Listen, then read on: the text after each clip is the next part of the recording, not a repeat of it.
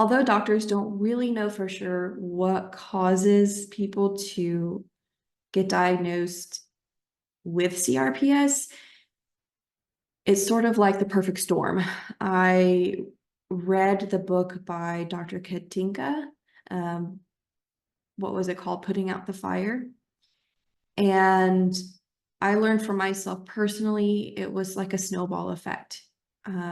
So back in September of 2023, I went to a work conference and I had a great time, got to network, meet some of my clients. And at the conference, I did not have supportive tennis shoes to wear. And at that conference or any conference, I prefer to not sit in a lot of sessions. I prefer to network, and a part of networking means a lot of walking. And these conferences are held at really large resorts and hotels.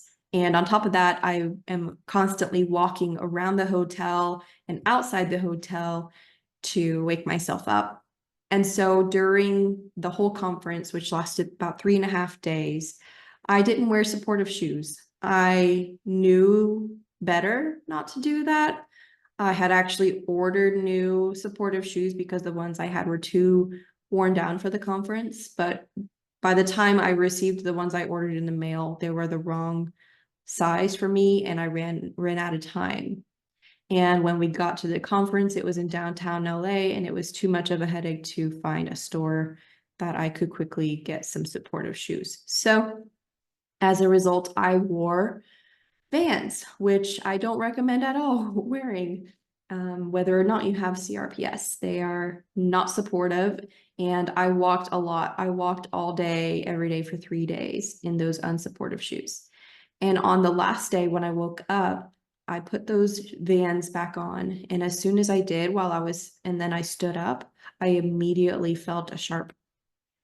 I'm going to try to avoid the PAIN word because I know just thinking about it can cause you and I to start experiencing it. So I'm going to say I started experiencing sharp sensations. And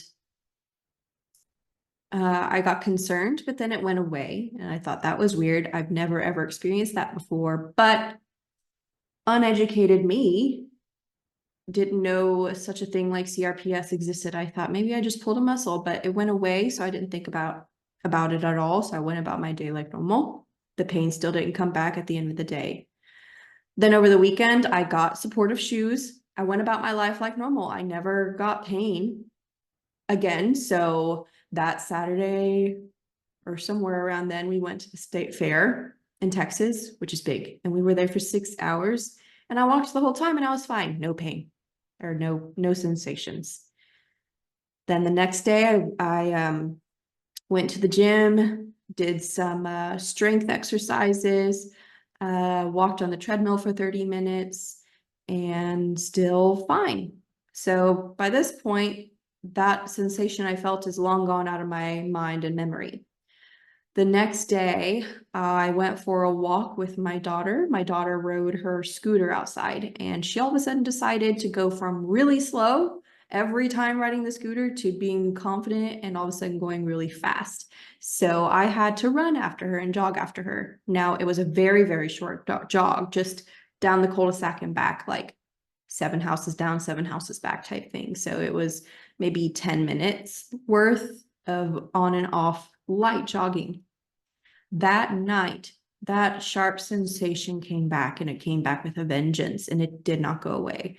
At that point, I could not find a comfortable position. I would lay in bed. I propped my foot up because that's what you're told to do when you have an injury. I propped my foot up, and I couldn't find a comfortable position anywhere. It's like no matter how I positioned my foot resting with my legs out in front of me, it triggered that sharp sensation in multiple places. And so I went to a Doc in the Box. There's Doc in the Box orthopedic facilities near where I am in the Dallas-Fort Worth area. And they initially just treated it like a minor muscle strain. They didn't quite know what was going on, but they ordered an MRI and in the meantime asked me to wear a boot and go to physical therapy. the boot started to heighten the sensations and it became intolerable. So when I went back after my MRI results, I told this to the doctor and they said that that was weird. So they just told me not to wear it. They looked at the MRI results. They said there's a minor muscle strain, there's a frayed tendon, but nothing serious. So let's start you on physical therapy. So I followed doctor's orders because that's what you do. I went to the physical therapist in that Doc in the Box office. And during the sessions, I was fine. I could do exercises and it not immediately triggering a sensation. However, that evening and for 2 or 3 days after, those sharp sensations came back even more and did not go away and persisted, and I could not sleep. I ended up doing extreme leg elevation, elevating my foot and leg on a very thick two stacked pillow situation on my bed, and that did not help. So in my next physical therapy session, I told the physical therapist that I was in, that it triggered a lot of sensations for me, but that it cleared up and went away after about 4 days. And she said, okay, well, since everything's okay, let's continue. And she pushed me even harder. And I did the exercises like normal, didn't trigger anything, because my sensations are delayed. But then that night, it was so much worse. And it lasted almost a full week of unbearable sensations. So I then decided, you know what, I'm going to find a different office. They're not listening to me and this is unbearable and I need to figure this out. So then I went to another office that was not a Doc in the Box. I scheduled an appointment. His name is Dr. Stolman. And he was puzzled why I hadn't healed, but he wasn't concerned yet. So by this point, this was like late October, early November. So he asked me to do physical therapy, and I voiced my concerns that physical therapy previously made it worse. And he thought maybe the physical therapist I saw was not informed and not trained, and was new to the field, which I can see that. She was fairly young and it was a Doc in the Box type place. So I said, okay, despite my concerns, I'm going to listen to you. I trust you. And so I saw a physical therapist and she was so nice and so caring and careful. And she made sure everything we did together did not immediately trigger anything, which I had told her previously, like at my other physical therapy appointments, nothing would immediately trigger a sensation. It happened later in the day. And so guess what? Even with how careful and meticulous she was over that hour-long session, later that night and for several days after, it kept hurting, but it went away. So I went to my next appointment a week later. I voiced my concerns, so we went even lighter, and she was even more careful and even slower. She had me do the roller, and the foam roller, a really rough foam roller, really did a number on me.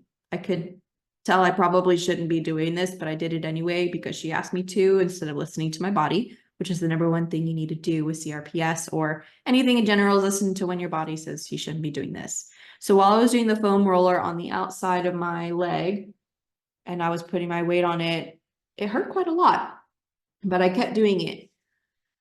And then I was scheduled to go on a trip to Arkansas. We were previously going to go to Mexico, but I had to cancel that trip because I was pretty much bedridden. So we went to Arkansas, and me and my husband, and got a little cabin. And during my stay there, my foot started turning freezing cold and it would start to change color. And then I tried the hot tub, which I've learned later that extreme temperatures are not good. I thought hot tub would help soothe it. Plus, I just like hot tubs. And now I can't enjoy hot tubs anymore. I enjoyed the hot tub, but then a couple 10 minutes into it, all of a sudden it swelled up and started having really bad sensations. And then eventually it started feeling like when I was putting weight on my leg and my foot, it felt like my bone was going to snap in half. So it just kept getting worse and worse. So I did a follow-up appointment after that trip with Dr. Stolman, and he was he was saying that athletes who have complete Achilles heel tears don't experience as much pain as I do with just such a minor injury, and I should be healed by now. So he referred me to an orthopedic surgeon who specializes in feet in his same office. His name is Dr. Stolman, and we paused physical therapy. So I saw Dr. Stolman. My foot continued to get colder and colder and more sensations and swelling and discoloration. It didn't take long for him to diagnose me with CRPS. Once he felt the foot, talked about my journey so far, he immediately knew it was CRPS. So then he referred me to the pain management specialist. At this point, I hadn't really researched CRPS because I wanted to trust the doctors would tell me what it was. So he just said, "This is good. We're catching it early." The original injury was in September. I'm being diagnosed in January, and he said, "Let's get you in touch with Dr. Melissa Murphy, who's a pain management specialist, to get the ball rolling." And he said people who unfortunately don't get diagnosed for a long time because doctors aren't sure yet and they think it's something else, they have less likelihood of being okay. But no one ever used the word remission. No one ever used the words that this would be a lifelong condition you have. And so when I saw the pain management specialist, she confirmed very quickly, very fast-paced doctor, but I really appreciate her. You just have to come prepared with your questions. She immediately said, "Yep, this is CRPS, and let's get you scheduled for some nerve blocks." So that's how I was originally diagnosed with CRPS. In a future episode, I will share my journey so far and talk about the different treatments I've tried so far.